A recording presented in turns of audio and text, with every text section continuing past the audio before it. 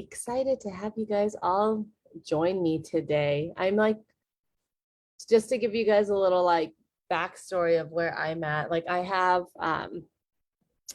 two, I essentially am running mini sessions for two different companies right now. And so we're like, we finished launching the mini sessions for Caroline Tran photography already, and that was already sold out and done. So right now, what I'm doing is entertaining the idea of if I should open up another weekend. So um, I'm building up the interest for that to see if it's worth my time right now. So I'll talk more about that system and seeing how you guys can gauge, the interest and whether it's worth your time or not. And then I have another company called Magic Paper Studios, and that one is we're in the same situation. We launched it on the first day, and then we had one spot left, and we barely, like, a lot of people are like, I didn't even get a chance to look at the time slots yet. And actually, I think that one slot was left, is now gone. But so we're like currently like, oh my God, can we get a second date? And there's just not enough time in the day, which is a great problem. But the great thing is that now where I'm at, I'm not even the one shooting or launching these things anymore. So for me, for those who don't know about me, like, I have a very short attention span. I don't like doing anything twice. I get bored very easily. So when I came up with this system for launching mini sessions, it was like, awesome, this is great. And then when I have to repeat it the year after, I'm like, oh my God, this is not so fun anymore. So what I did is I created what my company calls them run books. Some people call them playbooks, but I documented, it's essentially an instruction manual. And then I hire someone and I give them the instruction manual and said, here, you go launch it. So Magic Paper Studios is entirely like that. There's a girl I hired. She's a stay-at-home mom. It's the perfect job for her. She follows my run book. She executes it. And like I said, she sold out. I started Magic Paper Studios because it was a concept that I really liked. And let me just show you real quickly for those who aren't familiar with it. But we do like these custom ABC books, and the kids get to star in the ABC book, and they're, like, F is for flower and M is for male. And what I love about these is that it's fun, it's creative, and it breaks out of my usual work day. So these are the print, like the books, these are the pages inside the book after. So they're super fun. It was a creative outlet for me. It was fun the first season that I did it, and then I was bored after that. Not bored, but it's like I'm on to like the next, I want to create the next thing, right? So right now, like, I have a trained photographer who does this for me. I have someone who launches it. So this, I'm pretty much only just managing it, like on weekly calls and making sure that things are running the way it should be. I help guide them on the launches and such. It's still my company, but I'm not the one doing the daily in and outs of the business anymore. So the next step that I want to do with this is I actually want to start selling these backdrop and props so that other photographers can do it too. And, since I have the whole system in place, it makes it like easy to scale it that way for other people to be able to shoot and enjoy it and get it more. My original thought was that I would be the one on tour. I'll travel all around, like, bringing these sets to places. And then when the pandemic hit, I'm like, I'm not traveling anywhere. So I was like, maybe I can like find photographers to team with and get them out there instead. So just to give you a little background of where I am. But the reason why I believe in my system so much is, like, I've tested it. Like, yes, I've already hosted this last year. A couple of people like who may be joining us, but I don't know. They have already done it, have taken off. We've had like a lot of photographers who said they've like doubled their bookings that first time they did it, tripled their income the first time they did it.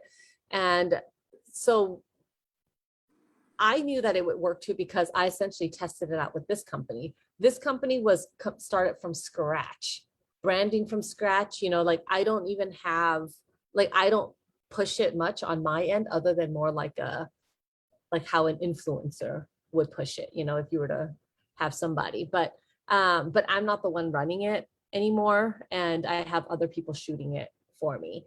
But the launch, they follow that instruction manual and they get it launched for me. So it's great. And that's when I was like, oh, I should make this available to other photographers too, because I think this will help a lot of you guys. And I've seen a lot of people, I've seen a lot of photographers running mini sessions, and just based on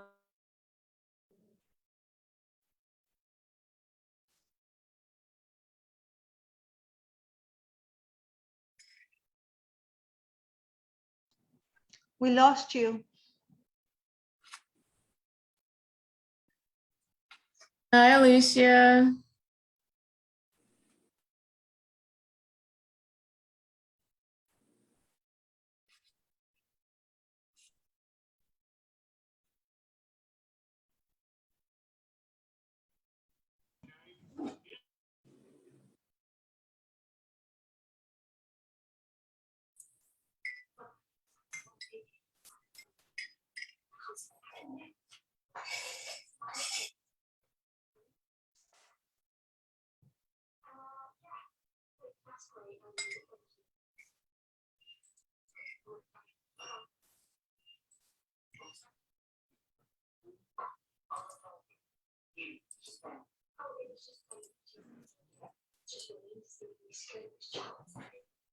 Do you think we have to sign out to get her back on? She should be back. The fact that we're all still here and it didn't close completely. She that's my guess. There we go. Back.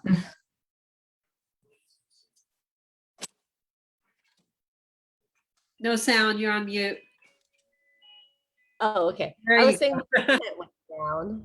Yeah, so my internet went down, and I am now hotspotted to my phone. So hopefully the phone has enough bandwidth to sustain like video sharing and all of that. But yeah, but you can tell me later if you guys are having trouble seeing anything. Okay, so I will continue. What was the last thing before I got cut off? Sorry? What was I saying when I got cut off? You were talking about selling the backdrop and props to other photographers. Oh, okay. Yeah, so once I got so I was saying that I see a lot of photographers launching mini sessions, and it's great. I think it's like a great product. It's a great way to serve a lot of our clients, especially during this busy peak season. Now, this is what I found when I first started the mini session stuff. Around the fall is when a lot of families suddenly want photos. Are you guys seeing that? Holiday cards, end of the year, holiday celebration. Around the holidays is also when I would like to take the most rest and be with my family, right? And so how can I serve this high demand right now and still have my personal life? So this is where the concept of mini sessions came up. However, the biggest misconception I find with people offering mini sessions is they see it as like a discounted session. So I see people offering mini sessions for cheap, and it's like, no, this is our busy season. This is when you should actually be charging more for your sessions, not less, right? So for me, my mini sessions actually cost more than my full sessions. You wouldn't know it though, because these sessions are only 15 minutes long. So for example, my mini sessions, anywhere, like I have different ranges that they can book in, but the sitting fee is like 700. And it's been like 700, 750. I'm trying something different this year, but for this year, it's 700 for 15 minutes. So if you add up, right? Like, let's say so right now I'm doing every 20 minutes. So it's 15-minute session with a 5-minute break in between. So that means I'm able to get 3 in. So that's 2,100 in an hour. That's more than my regular hour if you come into my studio. So my studio is cheaper than if I come to you as well, right? So that is why I say I actually make more on mini sessions than I do on a full session. However, they are getting in a little bit cheaper than my regular session, but it's a much shorter time as well, right?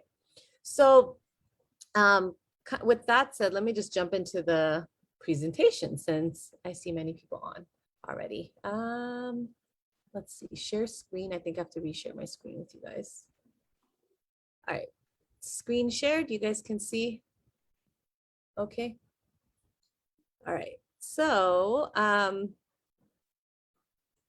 gonna put you guys back on gallery view so I can see all your faces. Okay, so I can see you guys if you guys want to thumbs up or thumbs down me if you can see anything.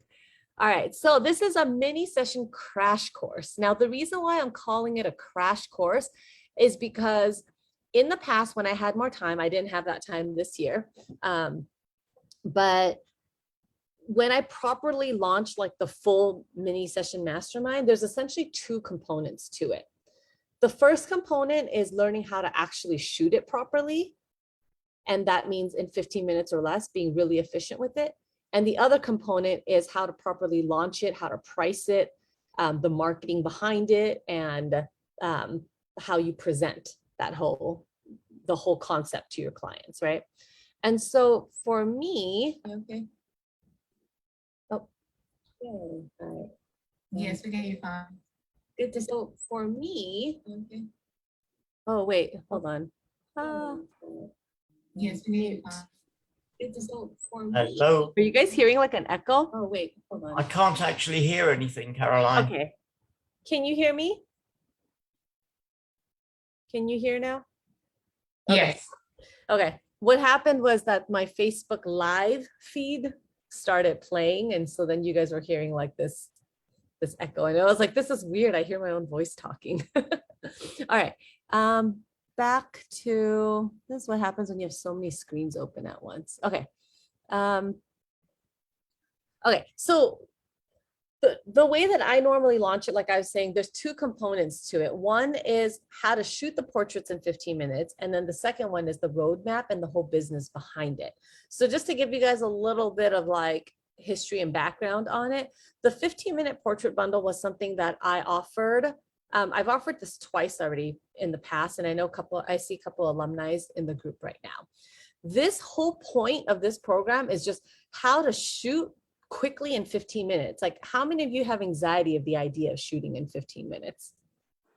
And I see that the reason why I realized this was important was because last year I tried offering mini session encore, like, because I'm currently in the process of building an associate program. So I'm training other photographers to do this. A lot of these courses that I'm putting out here are courses that I created as internal training programs. So the 15-minute portrait bundle was what I created to train my associates to shoot like me. And I realized one big difference was when I had an associate try shooting my mini sessions as a practice. What I was able to do in 10 minutes took her 20, 30 minutes. So when you look at the end results, you couldn't tell the difference because it looks like we both created, the same deliverables. But I realized one big difference was how quickly I'm able to troubleshoot. When lighting is not right, how quickly I'm able to solve it. And when kids are fussy, how quickly I'm able to work with the kids and how quickly I'm able to move through the poses. So if any of you guys have done my pickup points, you know what I'm talking about. It's like flowing through the many different poses, as many as you can in that 15 minutes. So that's what this whole program is about. Getting you guys to be able to shoot in 15 minutes. We cover your camera basics, your lighting, both natural and flash, and then posing for both couples and families. And this gets you, for you guys right now, I have a special for 1 week until I'm done with my mini sessions. You guys can get this as an offer. It's normally, I don't have it opened all the time. It normally is only open specific times of the year. So I know that a lot of you guys are needing that right now because you're in the middle of launching mini sessions. So if you feel like you're still working, like needing help with the efficiency, building up confidence on how to shoot quickly, then this would be like a great program for you. For those of you who feel like I have my photography down, I want to know the logistics of how to run the business side of it, how to launch it properly, then this one is the program for you. It's the roadmap. This one, I talk about how to build hype, how to get your old and repeat clients in, how to increase profits while working less, and streamlining your workflow to save you time and stress. So this, what I love about this is it comes with, again, pre-recorded videos. There's 5 modules. I break down. My launches happens in 3 phases. And in this, I talk about the 3 different phases for you. It's like the beta testing phase, and then the private launched phase, and then the public launch phase. There's a whole roadmap. Like I said, it's the instruction manual that my team works off of as well, and including a 50-page workbook.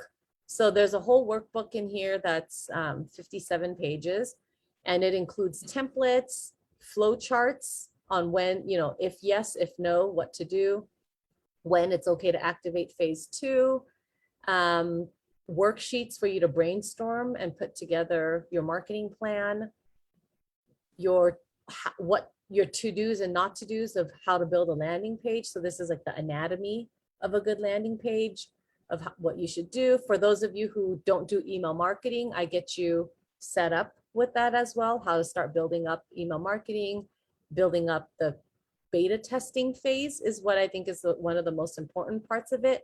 And this is because you're trying to gauge interest before you invest time into it. And when I say interest, you will realize that it could be the concept that they weren't interested in. It could be the timing that didn't work out, but you want to know all this before you actually launch it, right? So this is like the way to find out whether it's the right time or right location even, will play a big factor into this. We talk about pricing and packages. I give you formulas on how to do it. I also include all of the email templates that we use in my team. There's links to that in here, and it's a Word doc that just has like email 1, email 2, email 3 and such. So, and again, the flow chart of when to launch what, and when, if yes, if no, what you do. So yeah, it's a very thorough, you can see like all the way to the end, and then what happens after the booking as well, like what you switch your website to and such. So with that said, today I'm going to try to give you a crash course combined. I'm going to take the highlights of both of those classes and give you a crash course of it. So we'll see how much we can fit in an hour. So to give you a little background of why I started to do mini sessions and why I think they are so fabulous, like I mentioned, there's a huge demand for it right now during this holiday season. What I also know is that with weddings, with wanting time to be with my family, it was only going to be worth it for me. And most of these families wanted a weekend dates, right?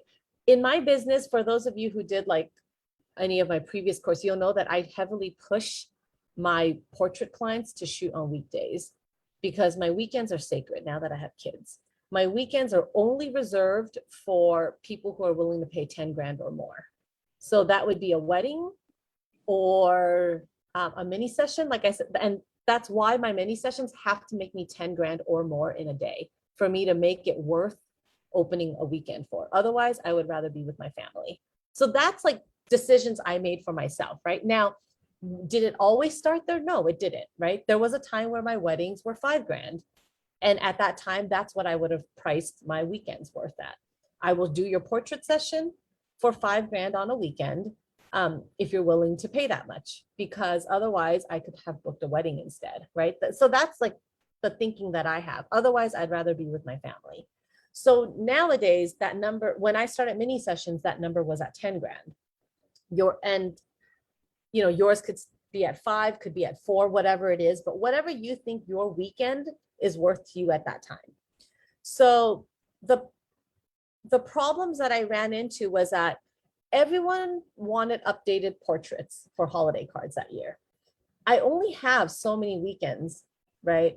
And what I see a lot of photographers do is offering mini sessions at a discounted rate, and that's a mistake because right now demand is really high on it. You should actually be charging more. But how do we get away with charging more? That's the trick, right? Like, how do you present it to feel like they're getting more and getting, but also getting their value worth. So a lot of that has to do with Come on. the perceived value that you were giving them. Did someone have a question? Okay. Christine, is it a quick question or should I take it at the end?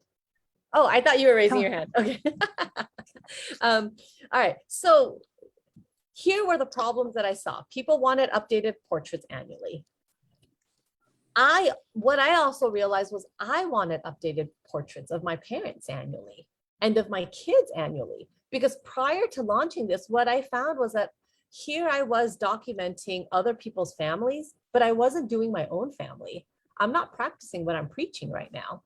So a lot of these sets that I started creating was inspired by how I wanted my family documented. I needed an excuse to bring my parents in every year. I needed an excuse to bring my children in every year.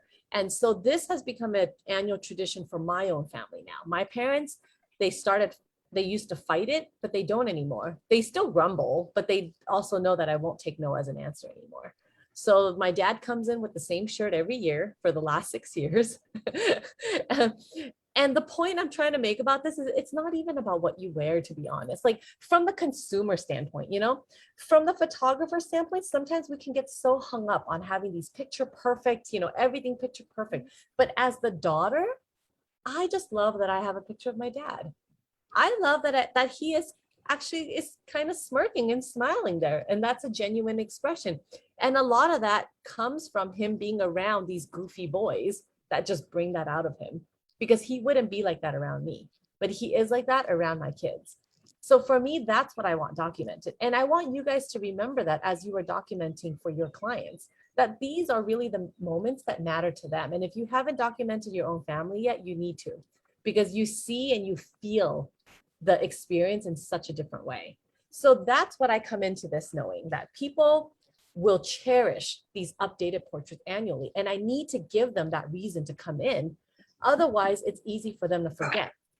I found that a lot of my clients would shoot with me when they have a new baby, and we would document their baby's first birthday, and then I stopped hearing from them after, because it just didn't seem as important, right?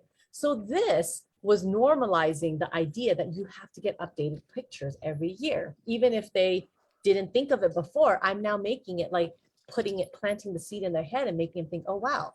So now this has been a good way for me to see repeat clients again year after year, when I used to not pre-mini sessions. The other thing I realized was there's actually a huge need for this, because one of the other reasons that inspired this was when I started having kids and my clients having kids and my friends having kids, I started getting annual Christmas cards. And I looked at all the pictures on there, and some of them were really ugly and on iPhone or whatever. So I saw that there was a need for it. I didn't launch it right away because I was like, how do I make this work though? Because really all these people want is just one picture for their Christmas cards. How do I get them to pay a full portrait session price if they're just looking for a photo, right? Like, so I needed to find a middle ground somewhere that I would be able to satisfy their need for this one holiday card photo and not compromising my own prices. I needed to still make sure that I was still making the money that I am worth and not lowering my prices just because they need less, right? So it always brings me back to the 3 fundamental ways to make more money. And if you've attended any of my past workshops before, you know that this is what I resort to whenever I talk about how to make more money. Anytime in my business I need to restructure or think about how to make more money, this is what I turn back to, which is there's only 3 ways. You either raise prices, which means you do everything the same, you just raise your prices. That's not going to work in mini sessions right now because they're looking for a quick updated family photo, right? And you can only raise prices so much, like before having to really restructure, rebrand, and redo your whole business. So yes, you can raise prices, but there's a limit to how you can raise prices. And I think that's also the most obvious way and perhaps the most upsetting way to clients as well. So there are other smarter ways to raise prices to make more money without necessarily raising prices, right? The second way you can make more money is by getting more clients. So same offerings, but instead of doing 10 clients, you're going to go out and look to double your clients, 20. However, there's also a limit on that because you can only serve so many people and there's only so much time in a day, right? The last one is offering more products to sell.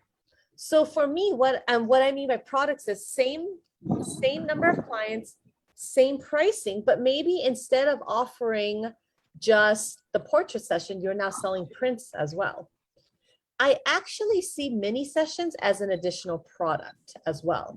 For example, clients who normally would hire me for, let's say, a baby's first year or a wedding or an engagement shoot, I'm now offering them the chance to do a portrait session as well for the holidays.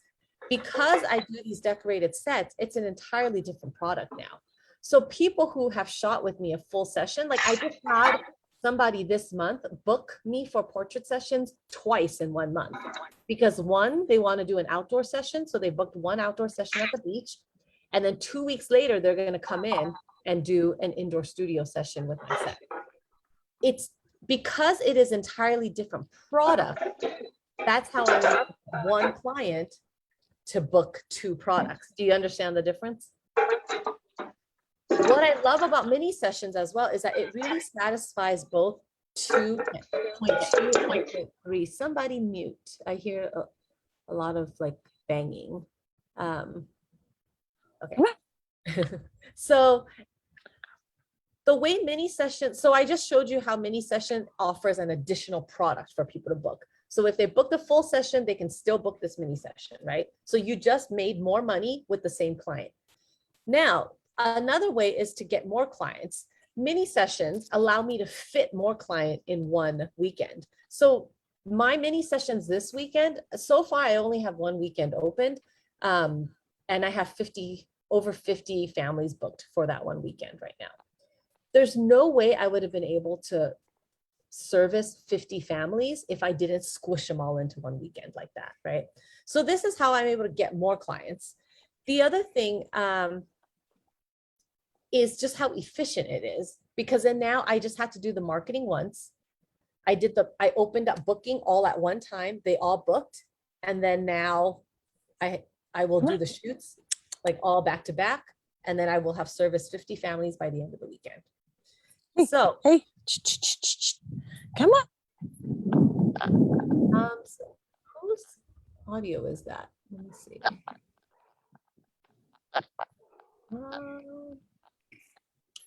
If you're not muted, if you can mute. I'm trying to find people, but there's like 100 of you guys on here. So I don't, okay. I think you guys are muted now. All right. So why I chose mini sessions and why I love mini sessions is, one, it's a lower barrier to entry for both new and old clients. Let me explain. How many of you guys have raised your prices to the point where your original clients can't afford you anymore? Yeah. So I got to that point, right? I kept raising my prices. And so couples who I photographed their weddings 10 years ago can't afford me anymore. Like some of the people who I photographed their weddings, say 12 years ago, are probably paid as much for the wedding photography as they would for a portrait session nowadays, like a normal portrait session, right, on location. So they can't afford me to shoot their portraits anymore. However, we still have a connection. We're still friends. So I was getting holiday cards from them from different photographers. So how can I find a way to service these people? The other people who would think that I'm too expensive are new clients. People who found me on Instagram, on Google, found my website, love my work, inquired, and realized, whoa, you're expensive, right? Like for me to come out to shoot somebody, it starts at $1,800. So that's more than what like a lot of people would want to pay. I think it's actually more than that. That's my old pricing. I have a studio manager now who takes care of my bookings. So she has my more updated prices. So I'm still working on prices from like 4 years ago, because that's the last time I handled my own bookings. But Yeah, so most of them are not, you know, Mhm. don't have the budget nowadays to pay $2,000 for a family portrait Mais when they si c'est mon probably anniversaire, paid après, 2,500 même si for c'est me to last shoot their minute, wedding. j'aurais pu dire, bah, Um, finalement, Joël, en fait, Somebody, I think it's Joelle. Okay, I'm muting you, Joelle. I'm sorry. It's okay. Okay. I recognized your French. All right. So mini sessions was how can I offer these cheaper sessions, right? And I'm putting them in quotes because, like I said, they don't end up being cheaper, but they are cheaper as a starting price. So when I first started offering mini sessions, I offered them at 500 or like 495. And at that time, my studio sessions were 900. So people who couldn't afford 900 were able to get in at now under $500. That made it seem more approachable. That made it so that new clients felt like, okay, like I can, you know, that's more in like the range of what I was thinking for photography. My old clients who aren't used to my new price point can also feel like, okay, that's like a more, you know, approachable price. Yes, it's a shorter session though, but they get to work with me. A lot of these people, once they work with me and they fall in love with me, they are then more likely to pay for the full session after because they got a taste of what it is to like, what it's like working with me and why they love me. So it's good for, it doesn't hurt my full sessions. And if anything, it actually helps and gives them like, the term is like a tripwire. It's like a small thing that they pay for that allows them to potentially then book the bigger thing from you. The second thing that I love about mini sessions, it's predictable income because once I have these people in, I know that a good amount of them, if I can make them happy, they'll come back next year. So when I first launched mini sessions, I had 4 people, 4 families booked. The following year, I got 8 people to book because those 4 families came back and then I got 4 new families to do it. And then the year after, you know, we grew to like say 12 to 18 and then to 2 days to 3 days to 2 weekends full, right? So the idea is every year you retain some of them and you recruit new people at the same time. So every year it grows. Sometimes the clients, they're hearing it for the first time and they're like, oh, that sounds kind of interesting. I'm not sure. But then next year when you offer it again, they're like, oh my God, I saw what happened last year. That was so awesome. I'm going to do it again. Or I'm going to do it this time. And the biggest reason why I love the mini session so much is that it consolidates my work. It makes it so efficient. So as part of the system that I do is I first build up hype first, and I'm just getting people's interest and finding out how many people. So this is how I'm finding out whether the date works, the location works, and the design or the concept works, whether it's the location or the set or whatever it is. When I generate enough interest there, then I do a drop. All right, now it's open. Now you can start booking. When I do that, it makes it so that I'm not constantly emailing people, right? Can you imagine those 50 bookings if I had to individually respond to each 50 of those families? And that's 50 people who booked. So you can imagine how many people who inquired that didn't book, right? Like I think, a normal booking rate is like less than 10%, you know, like for every 10 inquiries, you would probably get 1 that book. So if we're looking at that, that's like 5,000 inquiries, right? At that rate, or 500, I can't do my math, 500 inquiries. Like, you know, there's no way I would want to be individually responding to 500 emails, sending out 50 invoices individually, right? Like that would just suck up so much administrative time. So I love that I can consolidate it. It all happens once. Me and my team, we focus on it for those few couple days and then it's done. And then we know that we have already secured 40,000 plus for November. And we're not even in November, right? This was back in September when we had secured this. So we're like, sweet, done. Next project, right? Or next weekend. And I will do this when I'm traveling. This system itself has not only helped me with mini session, but also if I'm traveling, I can say I'm out in San Francisco for this weekend, you know, and we launch it the same way that we launch our mini sessions, and then people can get their sessions in while I'm in town. Same thing, like this is the same system I've used for launching mini sessions. It's really consolidated stuff. And then the time where I really saw it handy was when I launched Magic Paper Studios, because Caroline Tran photography takes up so much of my time already. I love the concept that I came up with Magic Paper Studios, but the reality is I don't have time to be sitting here responding to inquiries for it as well. So I wanted to hire someone to do it for me, but I'm like, how can I make this more efficient for them? Because I can't expect this part-timer to be on call responding to inquiries every day, right? Because they're only part-time. And yet I don't want to leave an inquiry sitting there for too many days as well. So we started launching Magic Paper Studios using my same mini session structure, which is specific days, and we do them as drops now. So in between launches, we're basically just building hype. And then my girl knows that, okay, this is when we're opening carts. So this is when I need to be diligent with the email. So she has to be on it for only a few days when we drop. And then, so this time, and I'm proud to say, when I first launched this, we had four clients. Then when I launched it again, we had 8 clients, right? Then I started launching it as the mini session stuff. And like the first time we got 12 people in one day. So now, oh, that was the other issue. I didn't want to be setting up a set and tearing it down for one client spread out over multiple days over a month. And then during the pandemic, what happened was I had to give up my studio.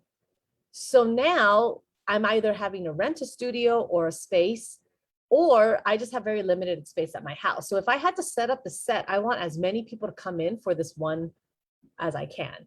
You can use the system for other things as well. I use it for my studio sessions as well. So if I'm going to be setting up a backdrop and doing studio sessions here, then let's make sure that we get as many families as we can in this one day. If I'm going to be trekking out to the beach, let's get as many families as we can who wants to book on the beach on that same day. So I use this same system for all other aspects of how I do my business now. So for Magic Paper Studios, that's what we did. We had set days, so that way when we build out the set or set up the set, that we are now getting 12 families. 12, I think we're getting anywhere from 12 to 16 families nowadays in one session. And then we went from having only one day to now 2 and even 3 days for for each season for these. So the system has been good in helping us retain clients and then building on top of that. So this is just a little example. This was my sample shoot that I did with my son. It's really hard to photograph your own kids if you haven't tried. So this was a challenge. We had to do a lot of bribes. And what you don't see is I actually photoshopped out, because the minute that I turned my back on him, this was the prototype. So it wasn't fully done yet. It's updated now, but we had to thicken some of the lines with Sharpie. And I had left the Sharpie on the side. And I turned around, and he was only 3 at the time. He barely learned to write his name. And at that time, he was still writing his name backwards all over the place, but I could tell he really concentrated because he got ELLIOT written straight across in Sharpie on that bench. Like, you tagged the bench, and it was our first one. So we had to rebuild the bench right after the session, but fun memories nonetheless. So let me get into like common misconceptions and mistakes that I see people make when they are doing mini sessions. The first mistake I see is that people offer sessions that are too long. The analogy I give to this is when you give them a 3-course meal when they only ask for an appetizer. For a lot of these mini sessions or holiday portrait sessions, and especially for those who are just looking for an updated holiday card photo, you're over delivering. And I see a lot of people who will offer 30-minute sessions, and 30 minutes is way too long. Especially like for those of you who've done my pick-up points class, like the amount of poses you can get through in half an hour is a full session. I can do a whole full session in half an hour. I charge for an hour because a lot of it is just to be able to take our time, chat, get to know each other, and be more relaxed. But if a client shows up late, and I have had a client show up half an hour late before, I can still fulfill a full session in half an hour for them. And happily deliver and confidently deliver to them in half an hour. I just prefer that we don't rush as much, but it can be done, right? So if you're offering a mini session that's half an hour, it's way too long. It should be 15 minutes. And the reason is because if you do it so long, you are actually going to hurt your full session. Why would they order the 3-course meal in the future if you gave it to them at the price of an appetizer, right?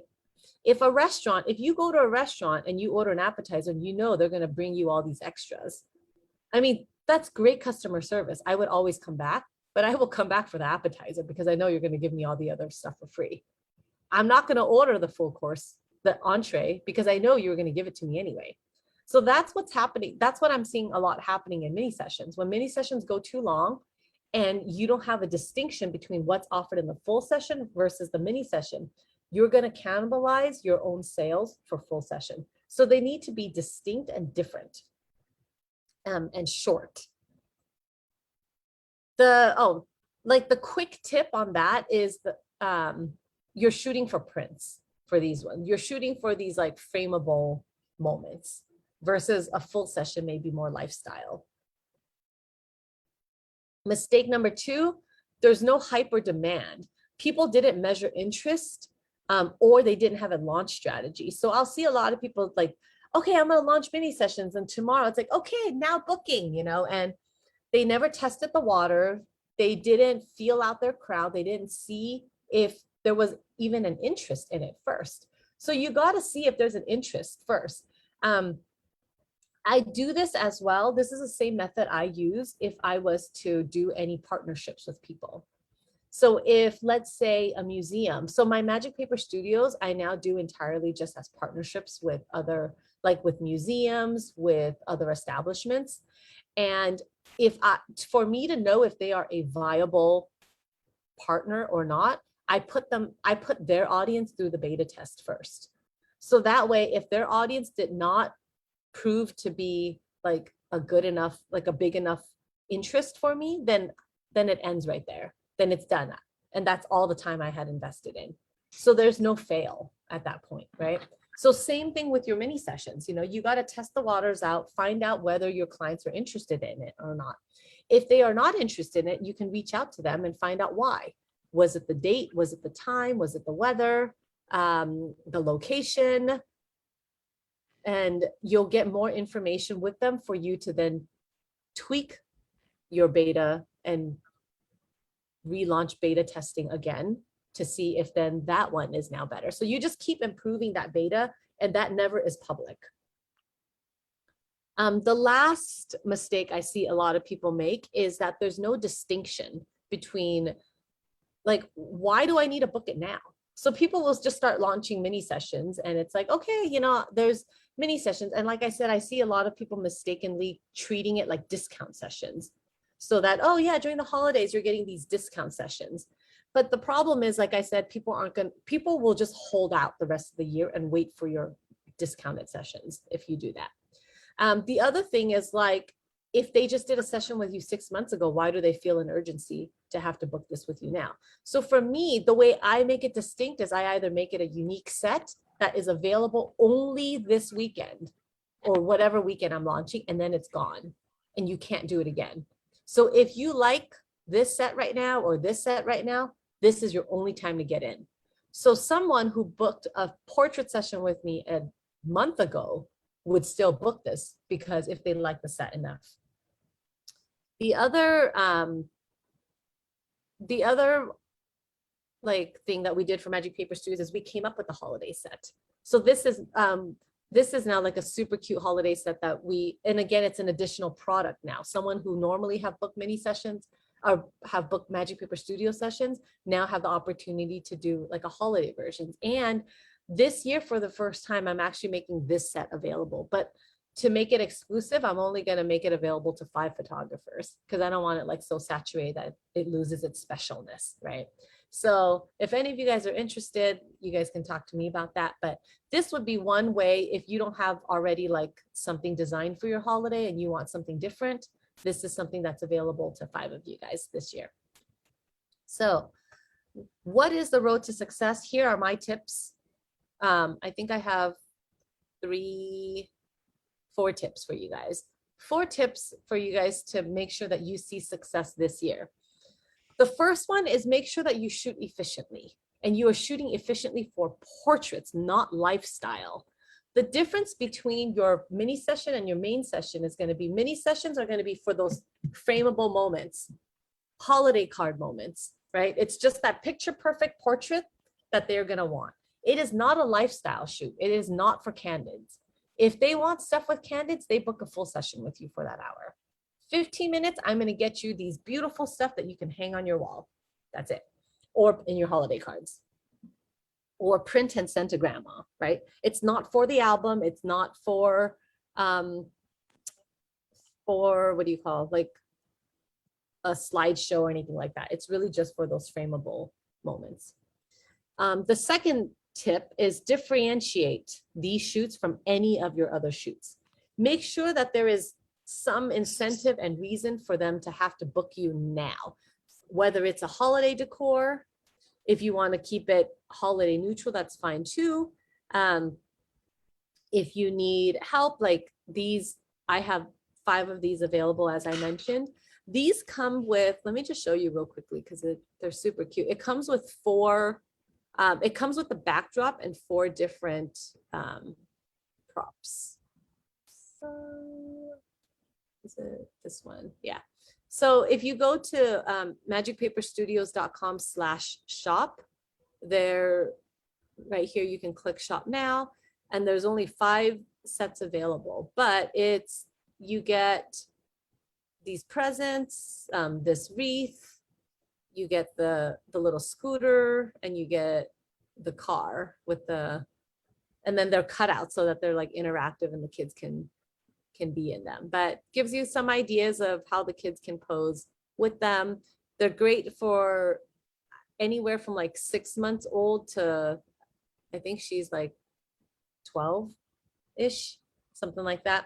And even whole families will jump in here too. So I'll have like, you know, different, like one head in here, one head in here, and then maybe the parents or someone out here. So these are super fun, but you know, an idea for you if you feel like you're in a bind and need something ASAP. Tip number 3 is you have to market and launch to create demand. Make sure that you beta test first to make sure that they are interested in it before you even launch it, and start building hype. Then that way, then after that, you have to make it really easy for them to book. So don't plan on sending out like 50 invoices, for example, right? Like that might take too long. If they have to email you, ask you, you have to set up a time. So for in the in my roadmap, I do show you how you can set up systems for that, but use, like, there's a lot of free software available, like what or if you do use like if you have 17 hats, like some kind of booking software already, or Calendly is free for up to, there's like a paid version too, but you can also do Eventbrite. Those are free, but something where people can immediately, that moment that they want it, they can book it right away. And you have all the time slots available. So so the idea is you beta test, you find out if there's interest first. Once you see that there's enough interest, then you say, all right, it's launching, boom, ready, set, go. And then they all log on and they all see all the time slots that are available. And then they can start booking it right away and paying right away.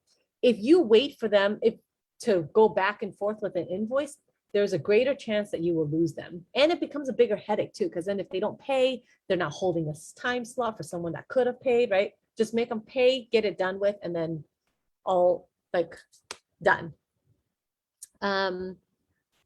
So here's an example of how I do it for Magic Paper Studios. So first I have them join the list, right? And I give you, in the roadmap course, I give you screenshots of how to set all this up too and what you need. This is the one for my motherhood mini sessions that I did. And I give you like the different way, like if you want to do it through Google Forms versus 17 hats versus Flowdesk is what I use, or MailChimp are all great options as well.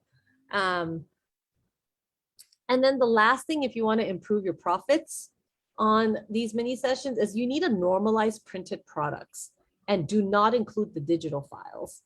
I see a lot of people just giving away digital files. Like these are already like cheaper sessions to begin with, you know, so you're already not making that much money per session. If you're not selling prints on top of it, it's going to be really hard to make it worth your time.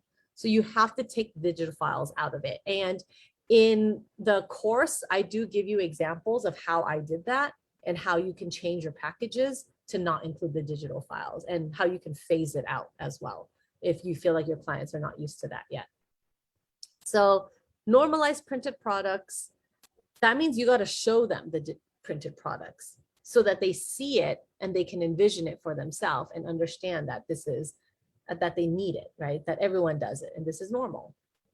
I also sell proof prints with them. And then I also show them wall art. So these are all the different printed products that they can buy. For example, I had one client, and then because of COVID, I'm not doing IPS, like in-person sales. So we're doing them virtually, but I'm also giving them the option to pre-sale. So we had just yesterday, one client who already paid 700 something for her mini session. And then she just spent another 700 something prepaid on printed products. So you can see from that one mini session alone, it was already like, you know, almost $1,500 for a mini session, right?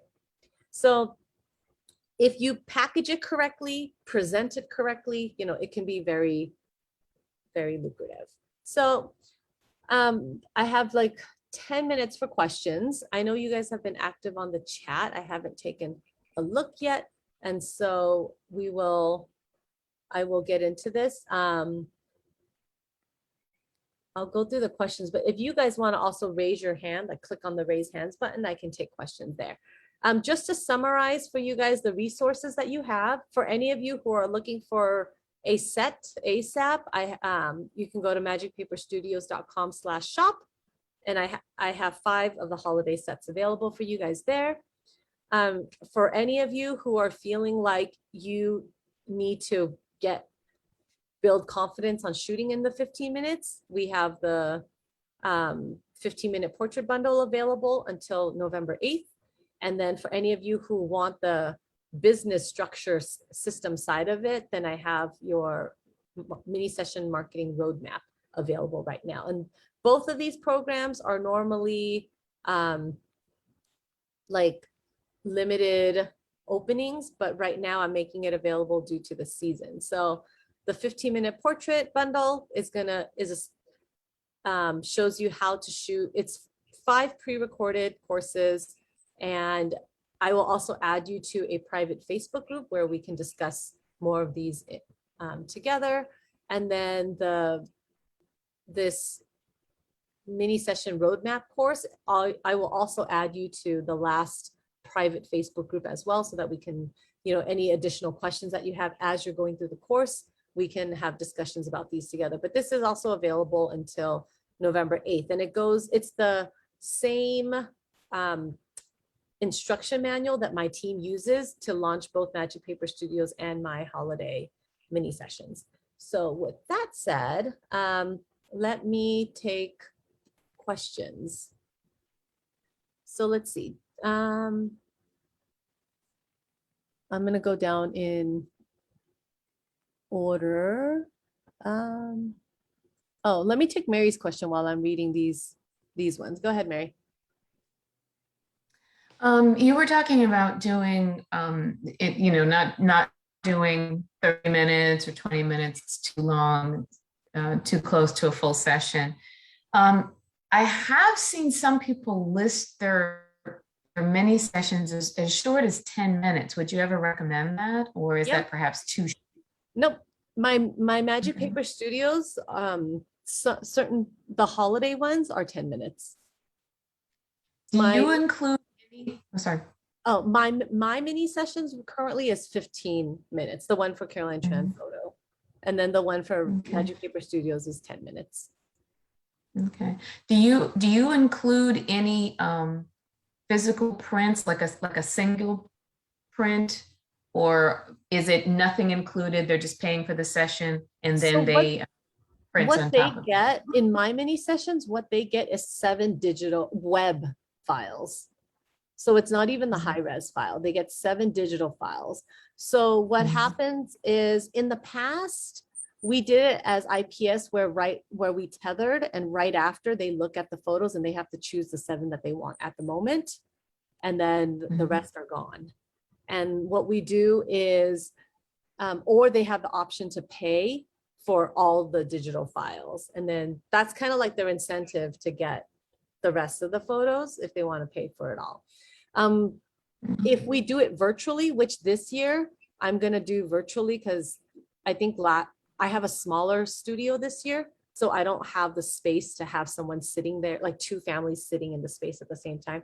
Last year we had a bigger space, so we were able to take them to a separate area. So this year we're going to do it all virtually. So what we're going to do is we're going to give them a gallery that has no downloads allowed. So sure, they can screen capture it. I am aware of that, but then they choose their 7, the rest of it will disappear, and then the 7 will be allowed for web downloading only, unless they pay for the high res. Okay. Yeah. Thank you.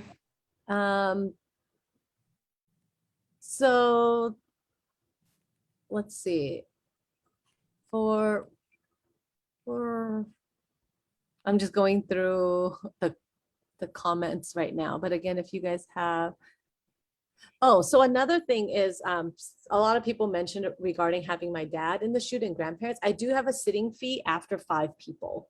So it's up, the session fee includes up to 5 people, and then it's $25 per additional person after that. I just found that you have to take more, if there's more combinations of people, like, and if I also have a lot of people who are like, oh, I want to bring my sister and her family in. I make each nuclear family book their own session. So I encourage them to book it back to back. So let's say that you have 2 siblings and you want to bring grandparents in, then I'll say each sibling has to book their own session all back to back. But that will give me time to get some big group pictures of all of you guys as well. So then I don't charge sitting fee for that because they're each booking their own session.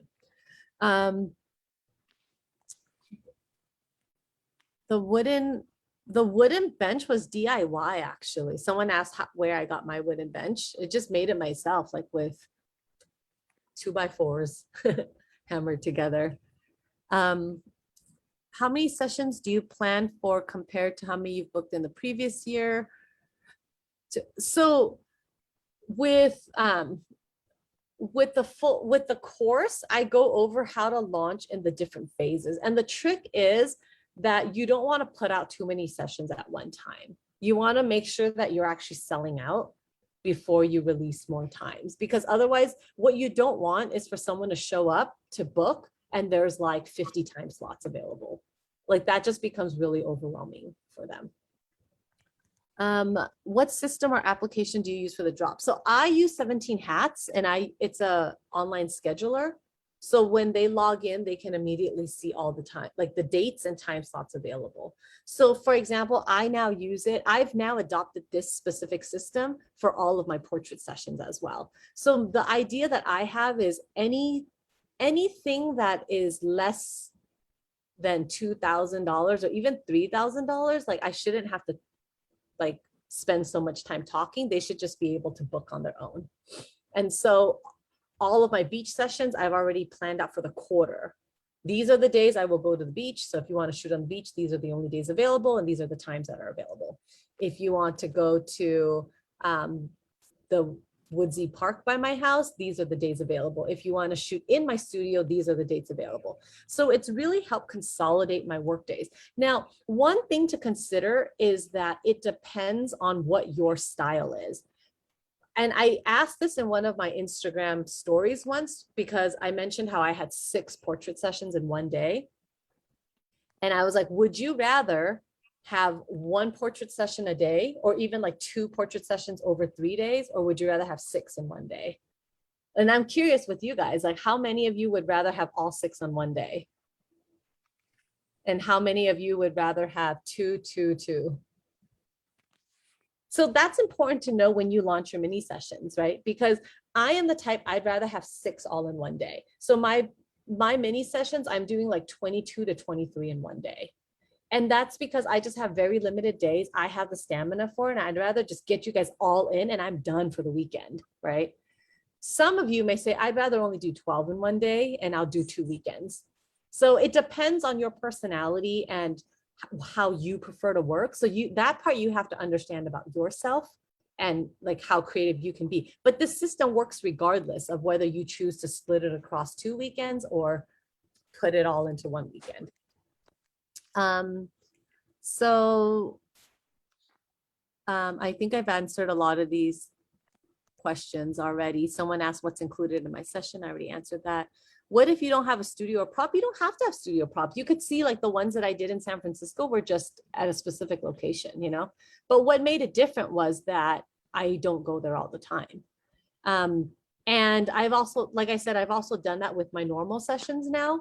So you don't have to have props and stuff. It's just, this is when I'm on the beach. This is when I'm available to do these shoots for you. I run pre-sale for products through email. So once they've already booked with me, we have a PDF, which in the course I give you all my PDFs too that I create for my clients. So like, this is the PDF we send out right before they show up for the shoot. This is the PDF we send them like, you know, after they book or whatever. So right before they shoot, we do send out a PDF that has all the products in it already, so that we're planting the seed in their head so that they understand like what they can do with the photos. And then we give an incentive, we give a 10% discount if they order any of that before a certain date. And then we also give them an option to book a virtual IPS call. So what we found was when we were making everyone sit through IPS calls, sit through IPS sessions, not everyone was actually interested in the IPS session. So then we were wasting our energy on some of them, which is fine. I mean, in a good salesperson, I guess you can argue would be able to convince more people to do it, right? We also have limited capacity. So we decided that because we're moving it to virtual, like we're gonna let them sign up for IPS, because if they sign up for it, then they are genuinely interested in it. And it would make my studio manager a lot happier doing it than having to sit through call, like forcing people on calls, right? So if they don't want to sit on the call, they can do it themselves. We host on pick time. So we send them the gallery on pick time. We give them a deadline. You got to choose your 7 photos by this date. Once they do that, then these are the 7 photos that were included in your session. And what's great is we're seeing a lot of people sign up for the people who we knew would want the hand holding signed up for IPS. And the people who prefer to just kind of do it on their own are going to do it on their own. So you pick and choose your battles, right? Like every year, that's kind of what so I think that's one of the biggest lessons that I've learned is that you can't do it all at once. So maybe this year is the year that I improve my website. Maybe next year is the year that I'm going to spend tweaking my email templates. This year is the year that we're going to, last year was a year we focused on IPS, right? And this year, you know, we're now pulling back to virtual. So you pick and choose your battles for the year, focus on what you want, on what you want to focus on. Someone says they have a question regarding pickup points, which she already does. But I struggle with keeping all images tack sharp with movement, open aperture, low as possible. If I shoot faster, then the photos are darker, even with raising the ISO somewhat. What tips do you have? With pickup points, one of the tips that I mentioned is you could pre-focus and then have your people move into it. If you're doing these mini sessions though, what I found is really efficient is to don't shoot wide open, because if you have a set happening anyway, they're going to want the set in focus too. And then most likely with these portraits, like it's not, if I do say one close-up portrait, then I'll change my setting for that moment to go low aperture. But Yeah, oh, I'm trying to stop it. okay, but if you're doing like, you know, that portrait, that picture perfect portrait, then chances are like you don't need that shallow depth of field.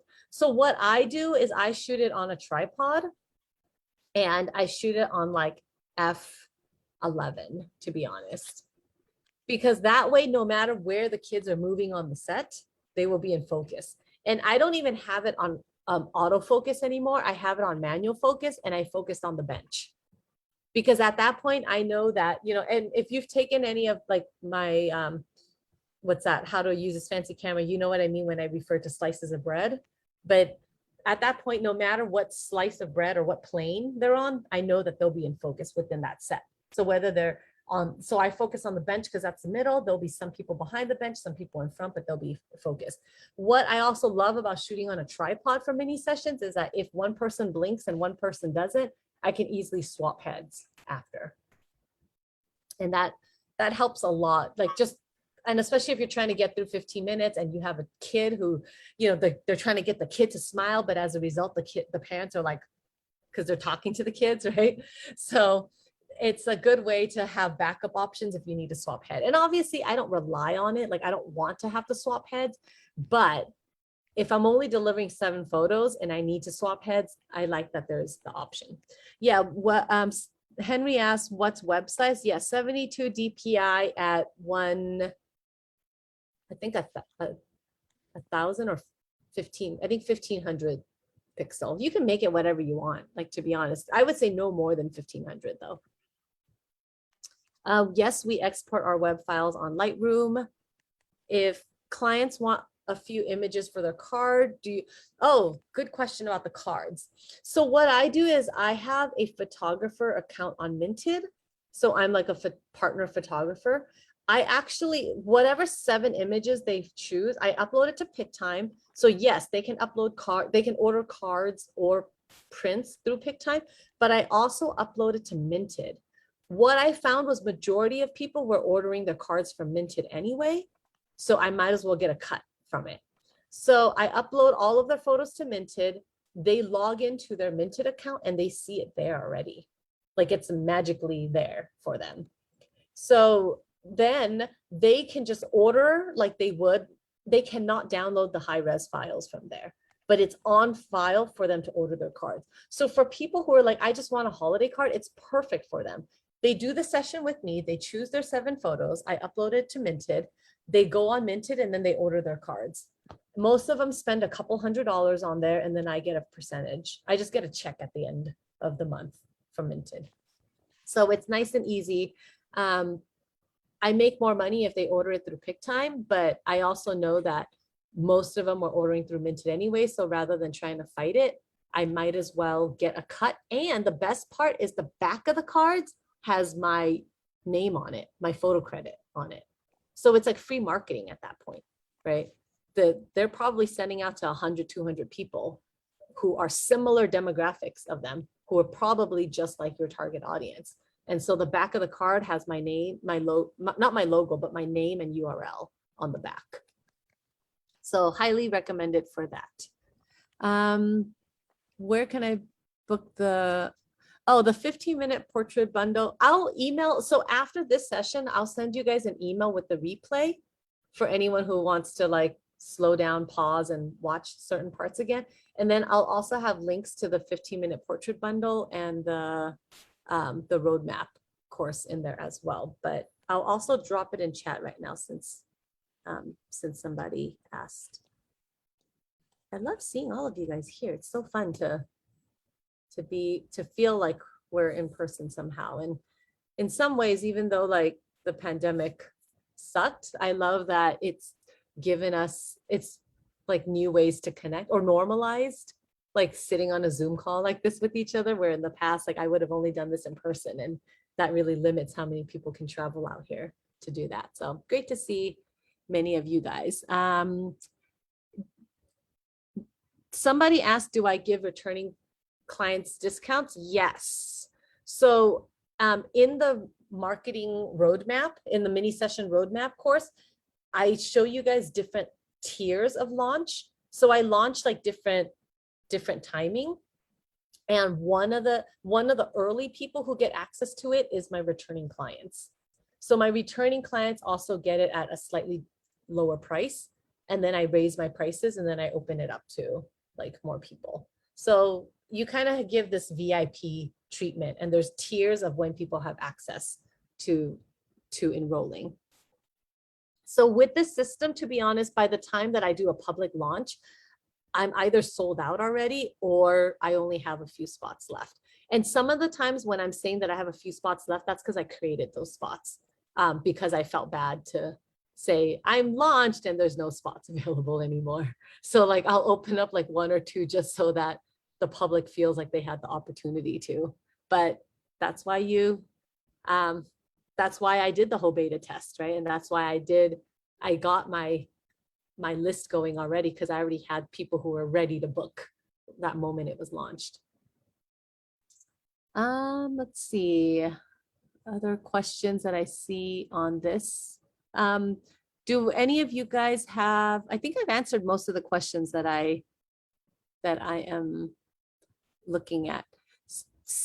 Cynthia asked which course teaches on focus. That would be in your the 15-minute portrait bundle one. But there's little like tricks with that. Yeah, like Sharon mentioned, you see that I have clients spin or throw kids in the air. A lot of it is like waiting for that final moment and already pre-composing and pre-focusing for that moment. And then if they're going to be throwing or spinning, depending if you want the motion or not. So we do talk about that in How Do I Use This Fancy Camera, on what is the appropriate shutter speeds for the type of movement that you're getting. Like whether if you're both in motion versus if only they are in motion. And if you want the motion. In All About Flash, I talk about what if you want parts of it in motion when parts of it not in motion, you know, and how to freeze that in Flash as well. So the other thing that I found really helpful, and what you're really going to love about All About Flash, is that when you do these mini sessions, if you want to make your post-production easy, shoot it studio with studio lights. Because even when it's natural light, the lighting changes throughout the day.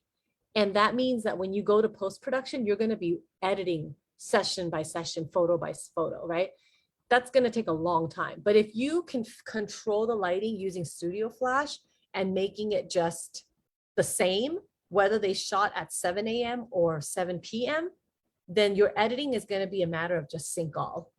Right? You edit the first photo and you click sync all. So when we did tethering last year, that's how I did it. I hired a girl who wasn't even a photographer, never used Lightroom before. I taught her at that moment. And I know Lightroom is not the best for tethering. Capture One is better.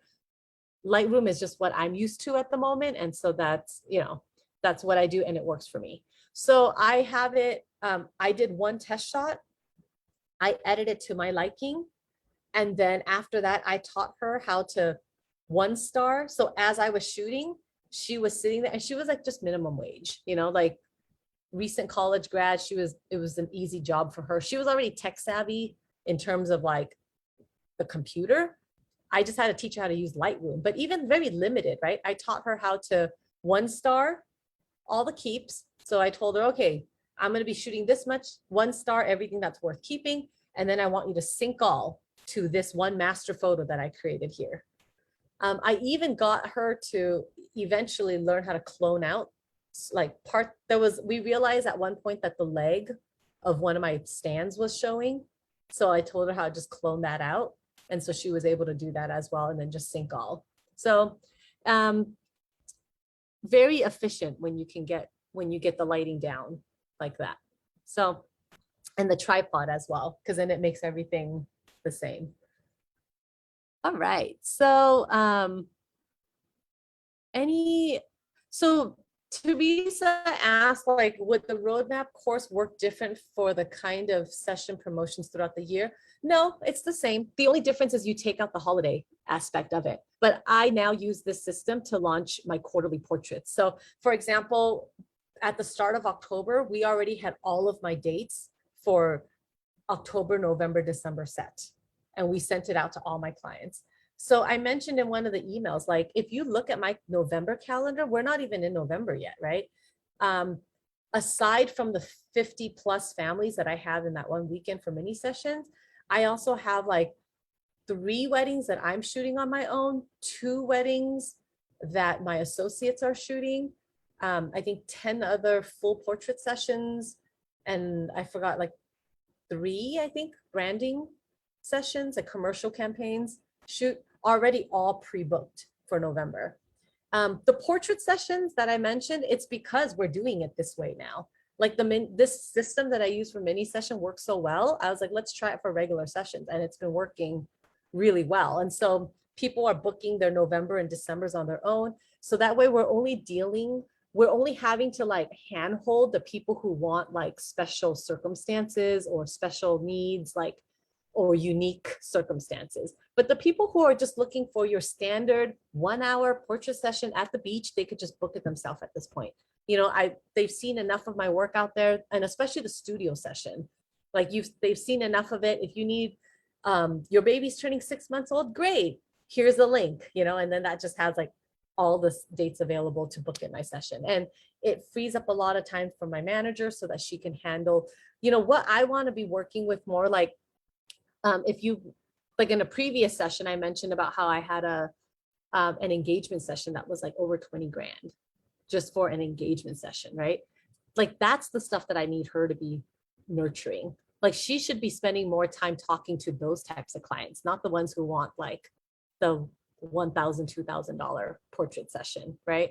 So that's how, so in your case, the numbers will look different, right? But it's the same concept. Like if someone wants like $100, $200, $300 shoot, you know, streamline that, use this system to automate that so that you could be focusing on upselling and nurturing the clients who have bigger budgets for you. So a lot of what I'm showing you now is the potential of where you can be. I know you are all in very different phases of your business, and this system is going to help you regardless of where you are at. If you are already established with clientele and you are ready to scale and be more efficient, like what I've done to my business, then you're going to take off a lot faster. Do the marketing roadmap, use that for your other sessions. And from the last cohort who did it, like one of the girls was saying that she tripled her revenue right away. Like she had already launched mini sessions in the past. She tried launching it my way instead, and she got double the inquiries and triple the income, like in that very first, like within, I think it was like 6 weeks or something like that. If you are still earlier in your career, right? So remember when I first launched mini sessions, I was only at 4, I only booked 4. Couple things held me back. One, I wasn't shooting 15 minutes. I was doing half an hour. So that already restricted how many I could do. I didn't know how to use flash and strobes at the time. I was doing natural light. So that limited the time frame I was able to shoot.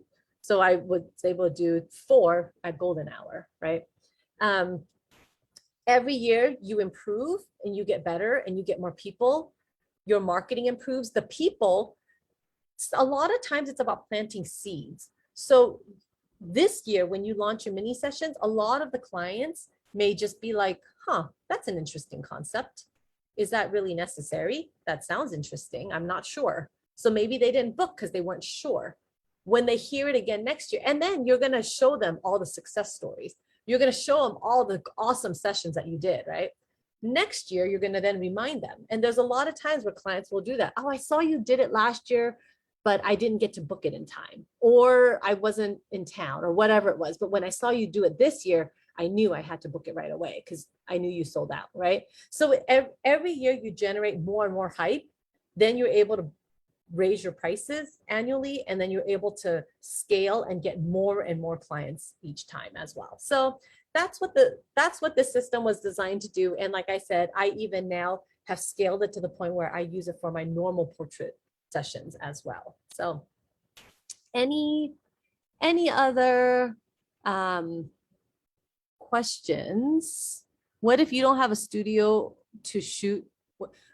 So for those of you who don't already know, I gave up my studio at the beginning of the pandemic. It was a very hard decision to make because I had a studio for 10 years. It was my first time in 10 years that I didn't have a studio. It kind of became my identity. And for, you know, like it was a really cool looking studio too. However, once I let go of the studio, I actually found myself way more creative. there's pros and cons, right? I don't have the convenience of storing props now. That's what made me have to make Magic Paper Studio props portable, because when we first built it, they were actually all wooden props. It was like a set, like on a movie set or a play, you know. Once the pandemic hit, we then now transferred it to fabric. So they're now on wrinkle-free fabric, like a seamless that you would use. The props, we did how you would attach and everything. And so now they're all meant to be portable. So I think the pandemic in many ways, like the blessing in disguise, the silver lining of it all is it forced me to innovate. It made me make my sets and props portable. It made me stop being confined to shooting in that studio. And now I rent studios for this specific years. Actually, so for last year, what I did, I reached out to a museum that was closed due to the pandemic. And I said, can I use your space? And, you know, I'll pay you a small fee for it. And she's like, yeah, sure. I'm not making money anyway right now. So I was able to shoot in the museum. It was a win-win situation because it gave her exposure and it gave me a place to shoot. This year, things are all opened up now. So it's a lot harder finding spaces because most of the places are using their space now. So what I did is I rented a studio for an hourly fee. I rented it for 3 days. So it's actually still profitable. Like if you find the right, you know, you factor the studio cost, but I did the math and it was cheaper for me to only rent the studio during my mini sessions than for me to pay a consistent lease all 12 months, sorry, for the whole year. So that's how I justified it. Because at first I was like, oh my God, I'm going to be paying how many thousands of dollars to rent the studio? But then I was like, wait, if I actually had a lease, I'd be paying this every month, right? And I think when I was paying it every month, I was taking that for granted and I was forgetting to calculate that, wait, that cost comes into this. So yeah. Cynthia. Cynthia, you can go ahead and unmute and ask your question. So I wanted to know in the roadmap, do you include like workflow in terms of calling all the way to delivery? Or is that a separate course? I do talk about it loosely, like in how I did it, but it's not like a technical course. It's all business. It's all business. It's more on like the back end on how, and it really is more on leading up to the shoot itself. So it's more on how to launch it properly, how to set up the back end, like the email marketing aspect of it, templates, the PDFs. And also trying to get it done in 15 minutes, or is that a different part? The 15-minute portrait bundle is the one that gives you all the technical skills you need to shoot. Oh, for taking it within that time frame. Okay. Yeah. So you I would need split it. both if you kind of wanted to get a full comprehensive mini session. Yeah. I mean, the other alternative you can do if you're not comfortable with 15 minutes yet is you could make it longer, but just really aim for the 7 photos that I was talking about, you know, like I was saying, my associate, what I realized last year was that it took her half an hour to do what I can do in 10 minutes. Right? Yeah. Okay. So what I would say for you guys, if you're going to test this out, is put a timer on. For any of you who did my 15-minute portrait bundle, I had you do this already. Or the coaching rather. If you did my 15-minute coaching program, you did this exercise, but set a time, bring out a subject, a test subject, set a timer on 15 minutes and see what you can produce in 15 minutes. That will give you the confidence to go into this, like knowing how much time you need to produce those photos. So really quick, I also asked a question with regards, you were saying in terms of like to make your calling or your editing easier, you said studio, but if you were only doing it outdoors, would using a flash help in terms of, you know, less or keeping the consistency with your lighting? Yeah, it would. It's still going to be different. Like say if you shot at 12 o'clock versus golden hour, for example, Yeah. But it can still help if it fits your style. Yes, it can definitely help with that. Right, because then once you switch the time, even though I'm clueless when it comes to flash, I need to take your course. But I'm thinking in terms of when you reach when the light changes, the natural light changes, you can control it with the flash, and then Let me give you at that time going forward, you know, that these photos were being that Yep. setting in terms of editing. Yeah, exactly. So let me give you an example. Like this weekend when I shot in San Francisco, it ended up raining. And I was Oh. planning for it to be entirely outdoors. Mm. I last minutely booked a studio, and most of the families with small children were more than happy to move indoors. There was one family though who insisted on outdoors. It had to be outdoors and only outdoors. And it stopped raining, but it was very cloudy and overcast. So what I did was I brought out my Profoto B10 and I actually had it behind her, like hitting her like sun. And I'm not done editing the photos yet, but I will share it on my Instagram. I'm going to create a reel about it, but it really like just adds the difference, you know, that it really made it look like sun was out and shining on her, the back of her head. Like it looked like golden hour, even though it was completely overcast. So I'll share that with you guys. But All About Flash is a really great way to get comfortable with flash and strobes if you're not comfortable with it. I give you a formula in there of just how to set up your studio and how I set up my studios with one flash and with two flash.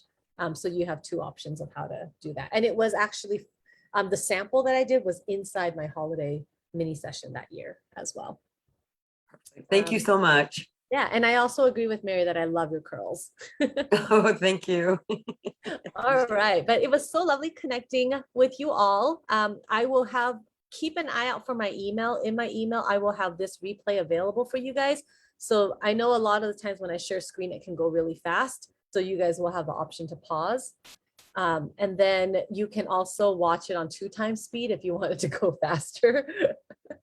I know when I have my assistant watching my courses, because like I said, this is literally like the training program I use for my team. So they do have to watch these courses, and I create these with in mind of, you know, training, but I hear her listening at 2x speed.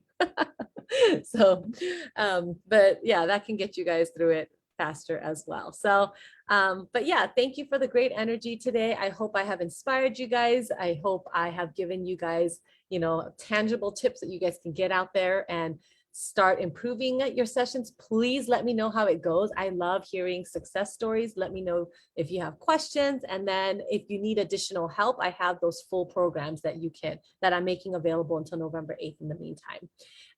And depending on where you are in your journey, you know, this could be something that you revisit year after year to improve, right? So maybe this year you're working on the landing page side of it. And then maybe next year you're going to improve how you do the booking side of it. So and I do this as well every year. I revisit this, and every year I look at what I can tweak, how I can make it better, and what went well last year, what can be better this year. And I'm happy to be part of that process. Like I mentioned, anyone who joins right now, I will add you to the previous Facebook group as well, so that you'll have a little community to work with. And then, the part that I forgot to mention is in the future, I usually have coaching sessions, like, you know, either 6-week or 8-week coaching sessions that accompany these courses. Due to time, I'm making it just available for you guys so that you guys can get started. But if you want to join any of the coaching sessions in the future, it would be at a discounted rate since you already have the course. So you would only be paying for the live Zoom. And we do it like this. It's weekly. We hop on a Zoom, we talk together. So yeah, but this at least gets you a head start to get this season going. So, all right. Thank you all. And I will see you guys in the group again. Let me know if you Thank guys have you. any questions. Thank you. Bye, Thank you. everyone. Thanks. Thank you.